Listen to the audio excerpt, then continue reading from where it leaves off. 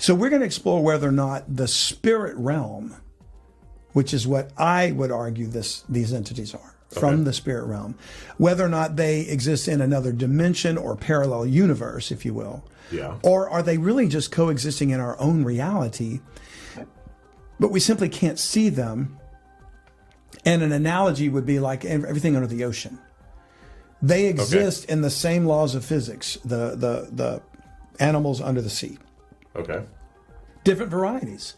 Whales breathe air, they're mammals. Fish, water, they get their oxygen through the water. But they all exist in another realm, if you will. Yeah. We can't exist down there unless we have special equipment. Technology allows us to scuba dive or take submarines or submersible vehicles and go observe the surface of the floor of the ocean or whatever. But that's not our realm. God didn't create us to breathe underwater. Yeah. So I would argue that maybe it's another realm, the spiritual realm, and it's adjacent to ours. We just can't see it. And it may not be another dimension. Because if we get into dimensions, and string theory physicists are advocating the idea of multiple dimensions. Okay, yeah. And so you think of dimensions as length, width, and maybe depth. Yeah, yeah. And we live in a 3-dimensional world from spatial physics. And then the 4th dimension, I believe it's agreed that it's time. Okay. And so that's a temporal dimension, not a spatial dimension. Okay. So they're arguing there's other spatial dimensions. Whether or not that's true is above my pay grade. I don't know. Yeah. But I'm looking for evidence in the Bible of other dimensions. And I'm going to make the argument that there's not necessarily other spatial dimensions. I'm not saying they can't exist. I'm not precluding the possibility they exist. I'm just saying that the Bible doesn't give us any explanation about them. But it seems to imply that they're in our dimension spatially, but another realm that we simply can't see. And then we're getting into spectrums of frequency, of light, of sound. Yeah. And maybe we're limited in the spectrum of light that we can see. And there's going to be some evidence of this based upon a story we're going to talk about that occurred in the Vietnam War. Okay. And then we'll tie that back to Scripture.